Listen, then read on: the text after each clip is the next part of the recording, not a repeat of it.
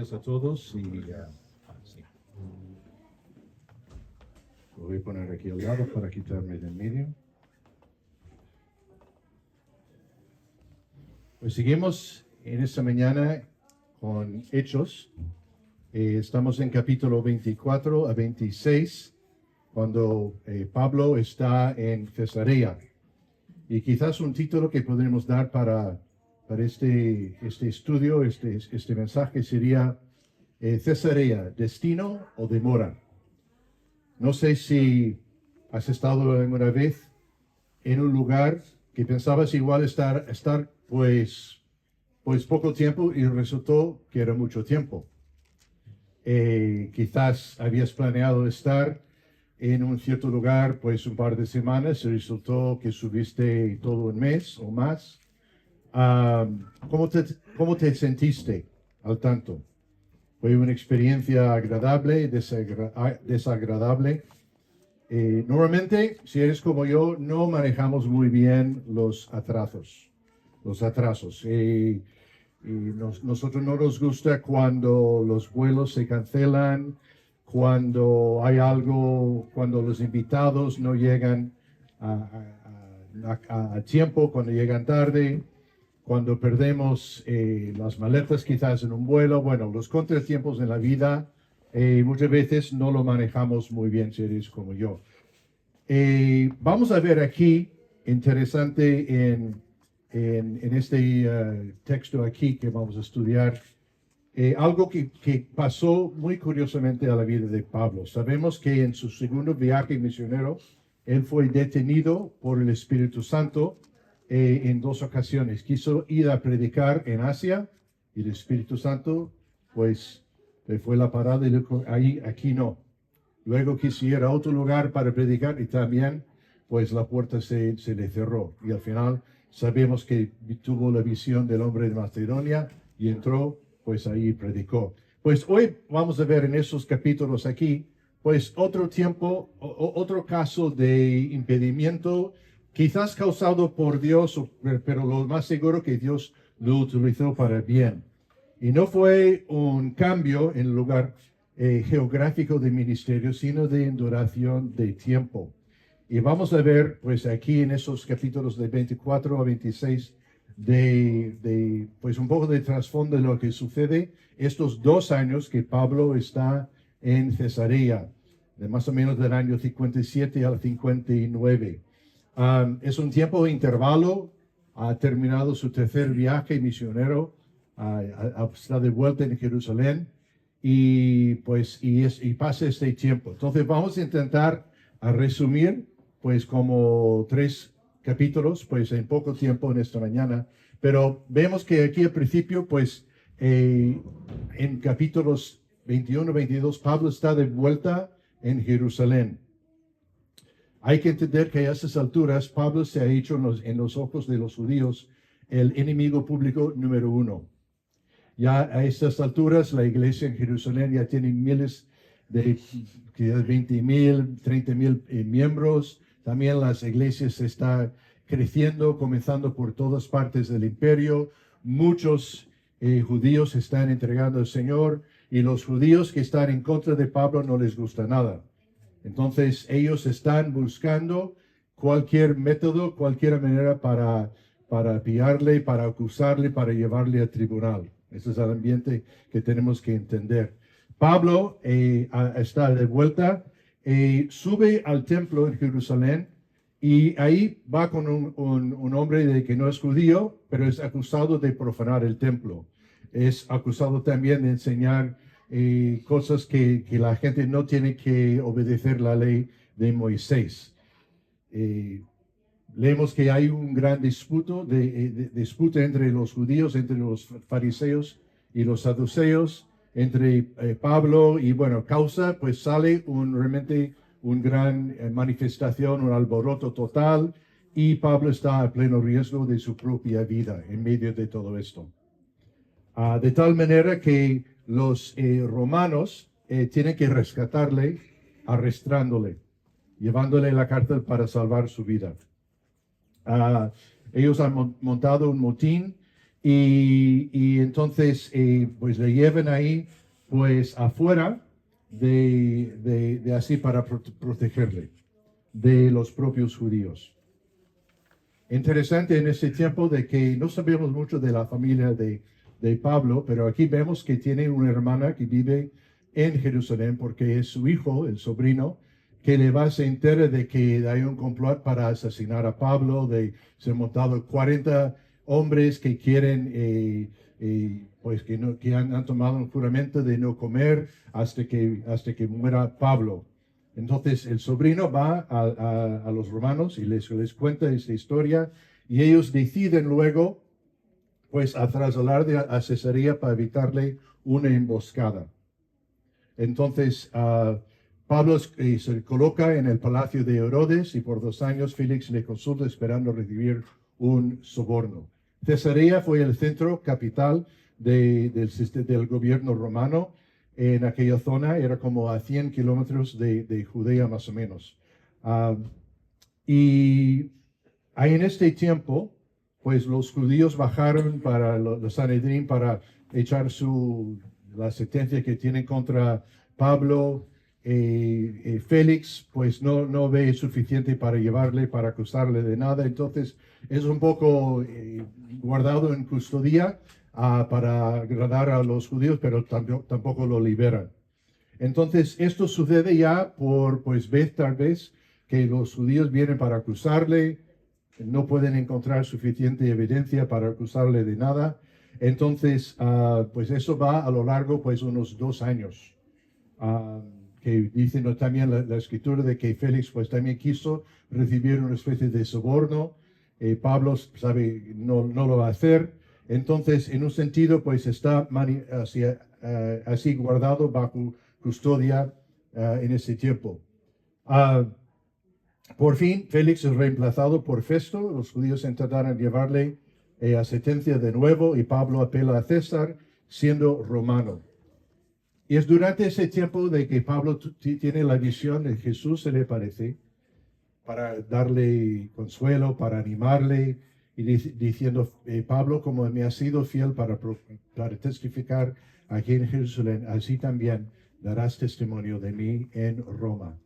Entonces Pablo se confía en esa promesa, sabiendo de que ese es su destino, es la voluntad de Dios, que él llega a Roma. Finalmente, Félix fue emplazado por Festo, otro gobernador romano, y de nuevo, pues solicitan Pablo que se fuere de regreso a Jerusalén porque estaba conspirando para tenderle una emboscada en el camino. Festo le exigió que fuera a Cesarea para presentar su caso contra Pablo. Sin embargo, después de unos líderes terminaron de presentar su caso, Festo le preguntó a Pablo si estaría dispuesto a ser juzgado en Jerusalén. Pero Pablo invocó su derecho como ciudadano romano y dice, no, quiero apelar mi caso ante César en Roma. Bueno, entonces llegamos a la siguiente parte. En capítulo 26 vemos que visita el rey Agripa, el rey judío, y su hermana Berenice.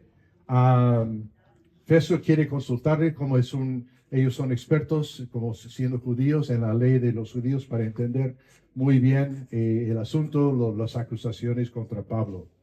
Pero al fin de su tiempo, Agripa y Berenice, ellos concluyen de nuevo que Pablo era inocente y que podría haber sido liberado de la cárcel si no hubiera apelado a César. En el capítulo 27 empezamos los relatos de la preparación para que Pablo vaya a Roma. Así terminamos ese tiempo. Pero lo que es interesante, por lo menos en 3 diferentes ocasiones, Pablo tiene la oportunidad de dar testimonio de su fe en Jesucristo. A lo mejor muchos más, pero Lucas nos cuenta en esas 3 diferentes ocasiones delante de Festo, Félix, y luego de Festo, y luego Agripa y su hermana. Bueno, más o menos, espero que entendamos muy bien todo lo que ha sido un tiempo de muchos altibajos para Pablo. De nuevo se encuentra en la cárcel. Muchos dicen que él pasó hasta el 25% de su tiempo, de su carrera misionera en la cárcel. Entonces, y ahora pues entra de nuevo, pues aunque dice que es un palacio de Herodes, entonces quizás fue una cárcel de 5 estrellas, no sé. Pero bueno, he sacado 3 lecciones para nosotros en este pasaje que vamos a estudiar hoy. El primero es: nuestro tiempo y destino está en las manos de Dios, no en nuestras manos. Pablo no tenía idea de cuánto tiempo pasaría en Cesarea. Yo me imagino que pensaba que, bueno, no va a ser 2 semanas, pero quizás 2 meses. Pero enseguida los meses pasaron, pues y así hubo intentos de sobornos y esto, aquello, una acusación tras otra y tal. Y luego enseguida, pues los 2 meses se cambiaron en 2 años. Yo no sé si yo lo podría haber aguantado tanto tiempo de tener que esperar. Pero lo que es interesante, no vemos ningún señal de Pablo que se quejara contra Dios o los romanos por este tiempo. Él sabía que Dios le había llamado, que Dios tenía destino para él, que fuese a Roma para dar testimonio. Dios había prometido que lo llevaría a Roma. Y así, entonces Pablo se confió en eso, de que, bueno, esos 2 años, pues estoy aquí para hacer lo que me haga falta. Si tengo que irme a Roma como prisionero, pues así lo haré. Entonces, Pablo entendió muy bien de que su vida, su destino estaba en las manos de Dios. Y que si Dios quería que se quedara ahí 2 años o más, pues eso era el asunto de él. Nos recordamos que estaba en buena compañía de José de Egipto también. Pasó un tiempo, creo que era 2 años, cuando estuvo en la cárcel, que el copero se olvidó de él. Entonces, 2 años, haciendo ¿qué? Estaba sirviendo a Dios, estaba sirviendo a los otros prisioneros, estaba así. No era un tiempo desperdiciado, ni mucho menos. Tampoco para Pablo aquí en Cesarea. Puede que Dios te haya guiado o te guiará a un lugar que no entiendes muy bien por qué estás ahí. O quizás el tiempo que pensabas estar en cierto lugar, pues era mucho más. Quizás conozco a algunos que hicieron la carrera pensando que iba a ser 4 años y terminó siendo 6 años o 7 años. Pasó mucho más tiempo de lo que esperaba. A lo mejor, si somos honestos, cada uno de nosotros hemos caído en una situación así, o quizás nos encontramos ahora mismo en una situación de que pensamos, vaya, por esas alturas yo pensaba que estaría en otro lugar, o en otra posición de mi empresa, o en otro lugar de vida y no donde estoy. ¿No? Hay un dicho en inglés que dice entrenamiento de pesas, que traducido es weight training, pero weight como W-A-I-T, de espera. Lo siento, no se traduce muy bien. Pero muchas veces que Dios nos pone en weight training, entrenamiento de espera, también de pesos, pero también de weight training como de esperar, de paciencia, porque ahí es cuando se desarrolla el carácter. Y vemos esto obviamente pues en la vida de Pablo. Él pudo decir cuando estuvo dando testimonio aquí en estos capítulos, por consiguiente, oh rey Agripa, no fui desobediente a la visión celestial. Amén. Pablo sabía muy bien, Dios le había dado esto de perspectiva, y pase lo que pasara, pues él iba a ser fiel al llamamiento a seguir a Dios en lo que le estaba llamando a hacer. Si tuviera que ir a Roma como prisionero, pues bien, como esclavo, los romanos, como sea. No sé si habéis estudiado algo de los moravianos. Los morovos, creo. La iglesia de los morovos en el siglo XVI. ¿Cómo es? Moravos, bueno. Había cierto grupo de ellos que tienen había una cierta isla en el Caribe, se llama San Tomás, para evangelizar. Pero se enteraron que solamente había, salvo los dueños, Todos los demás habitantes en esa isla eran esclavos, todos. Y que la única manera que ellos podrían ir ahí eran esclavos. Y así lo hicieron. Se entraron ahí siendo esclavos y así pudieron identificar con la gente, evangelizarles y ganarles a Cristo. Así se fueron. Y en un sentido es como Pablo también cuando fue a Roma, como prisionero. Quizás jamás se había imaginado, bueno, yo me iré, tomaré mi crucero mediterráneo, llegaré a Roma y predicaré a César. No. Bueno, sabemos que casi murió en naufragio, pero y así. Pero Pablo pudo decir, en ninguna cosa hago, ni estimo preciosa mi vida comparado a mí mismo, con tal que acabe mi carrera con gozo y el ministerio que recibí del Señor Jesús para dar testimonio del Evangelio de la gracia de Dios. Así que tengamos la misma perspectiva que tuvo Pablo, que nuestra vida está en las manos de Dios, el tiempo que estamos aquí, que estaremos el año que viene, lo que sea, estamos en las manos de Dios. Para Pablo, él no tuvo que saber el por qué y el cuándo y por cuánto tiempo y nada de eso, porque confiaba plenamente que Dios le guiaría en todo. Bueno, la segunda lección para nosotros es Pablo aprovechó de su tiempo en Cesarea al máximo. Bueno, eso sabemos en cualquier lugar que fue, pero pensemos esos 2 años, ¿qué estaba haciendo Pablo todo el tiempo? Quisiéramos saber más. Lucas no nos cuenta muchos detalles de lo que estaba haciendo. Sabemos que por lo menos en 3 ocasiones dio testimonio delante de esos gobernadores, pero mucho más, 2 años y así. Entonces, quisiéramos saber más. No podemos imaginar a Pablo no haciendo nada. Sin duda estaba teniendo mucha influencia sobre los creyentes locales de Cesarea.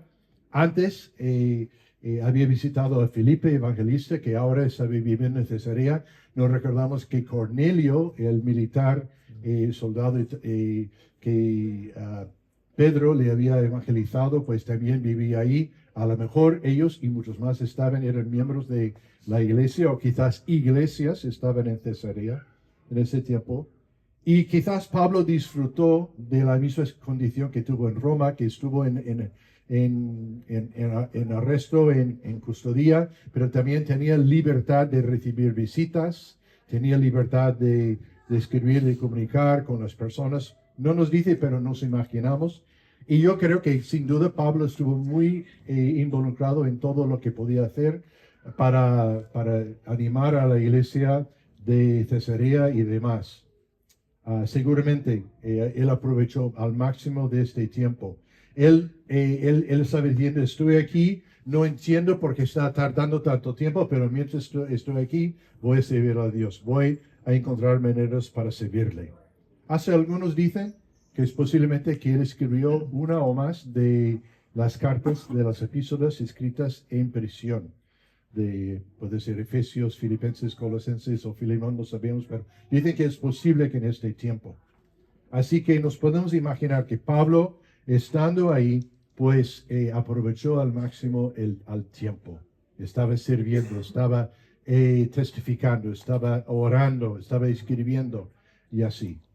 Quisiéramos que Lucas nos diera más detalles, pero Pablo sin duda aprovechó del máximo su tiempo. Y nosotros también, en el lugar donde estamos nosotros. Quizás no estamos en la mejor condición o quisiéramos estar en otro sitio, pero mientras que estamos donde estamos ahora, que tenemos que servir al Señor con todo nuestro corazón. La tercera lección aquí es que Pablo nos ha dejado un modelo de usar la herramienta más poderosa del evangelismo, que es nuestro testimonio. No sé si lo sabes o no, puede que sí, pero podemos y deberíamos saber, hola, es su señal, bajo la voz. Es genial saber todos los argumentos para defender la fe, para debatir la fe públicamente, como lo hizo Pablo, pero que también la herramienta más eficaz que podemos tener y que tenemos es de dar testimonio a lo que Dios ha hecho en nuestras vidas. A lo mejor lo sabes, a lo mejor lo utilizas, cuentas su testimonio en tiempos que Dios te abre la puerta. Pero Pablo, no sé si lo hizo con intención o no, pero Pablo en esos capítulos nos ha dejado pues un bosquejo, un esquema de 5 diferentes etapas, maravilloso para nosotros. Y es así. En primer lugar, empieza con un saludo de respeto, identificando áreas de común. Igual no lo hizo cuando estuvo en Jerusalén con el sumo sacerdote, porque dio una bofetada en la cara. Bueno, eso quizás es un ejemplo para no incluir aquí. Pero en todos los otros lugares, Pablo luego pidió disculpas, que no sabía que era el sumo sacerdote. Bueno, no sé.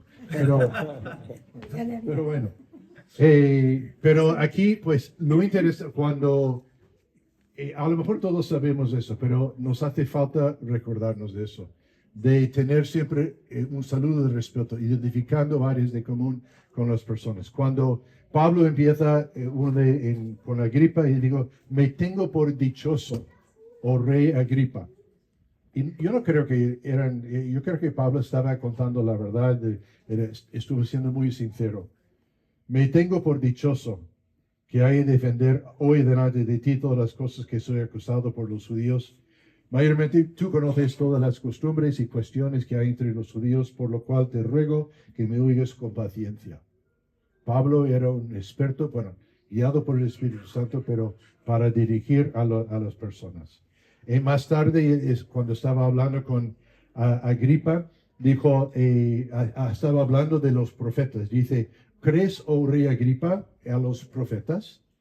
Yo sé que crees. Estaba intentando áreas de común, que Agripa siendo judío, pues claro, creía en los profetas del Antiguo Testamento. Cuando en Atenas, Pablo no tuvo el más reto de comunicar con las personas para encontrar áreas de común, pero vio la estatua a un Dios desconocido y dijo, varones, veo que sois religiosos en todos los aspectos.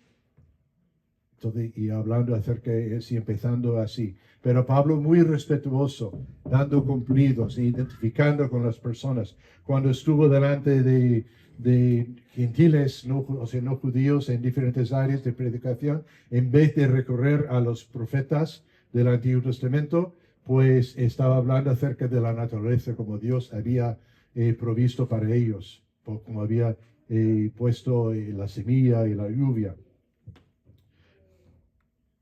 En su carta a los Corintios, Pablo declaró que los judíos y los no judíos, a los débiles, se hizo débil para identificar con ellos, para ganarles a Cristo. Y así deberíamos hacer nosotros también. Pedro nos dijo, si nos santificara Dios el Señor de vuestro corazón y estad siempre preparados para presentar defensa con mansedumbre y reverencia ante todo que demande razón. Entonces, el segundo lugar, detalles de tu vida antes de Cristo. Pablo esto hace con mucha eficacia. Él habla acerca de su formación, cómo Dios le había preparado, cómo él tenía toda esa ocasión, pero también instó de que toda la preparación que tenía, todo el conocimiento, no le servía para nada para conocer a Dios personalmente. Pero Pablo en cada lugar donde fue para predicar, identificó, o sea, contó con su vida anterior y diciendo que a pesar de eso, yo me veía que me hacía falta el Señor, todavía no lo conocía y así. Deberíamos pues intentar a conocer la audiencia. Si estamos hablando, compartiendo nuestro evangelio con una persona practicante, pues entonces podemos hablar de la vida cuando fuimos a la iglesia antes, pero no conociendo a Cristo, etc. Intentar a saber de antemano con quién estamos hablando y poder identificar con ellos. Y para que ellos se podrían relatar a nuestra experiencia que tuvimos cuando aún no conocimos al Señor. Tercer lugar, detalles de cómo llegaste a conocer a Cristo.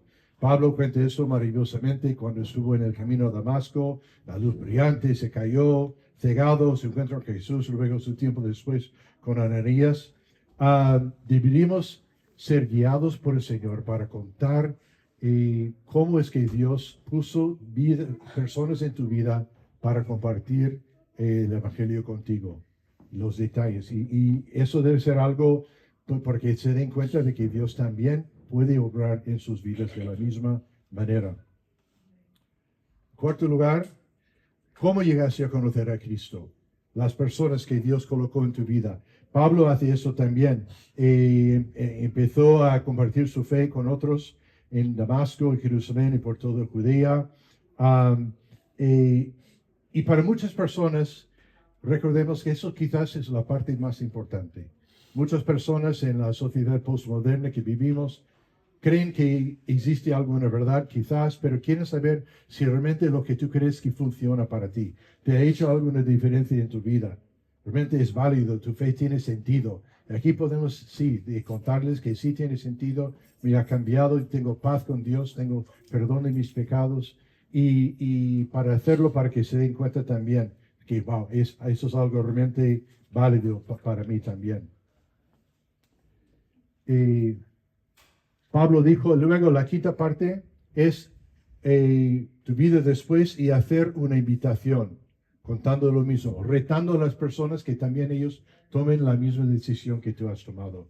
Pablo hizo esto en Hechos 26, 29, que cuando dijo, quisiera Dios que por mucho o poco, no solamente tú, sino también todos los que hoy me oyen, fueses hechos tales cual soy yo. Así Pablo hizo una apelación a la gente diciendo, mira, en la manera que Dios me ha cambiado a mí, Él quiere cambiar tu vida también. Así. En algunas ocasiones, las personas que nos están escuchando querrán, pues ahí mismo, en el acto, recibir a Cristo. Y debemos estar preparados para guiarles. Y si no, pues mantener contacto con ellos. De tomar un café, invitarles a la iglesia y así.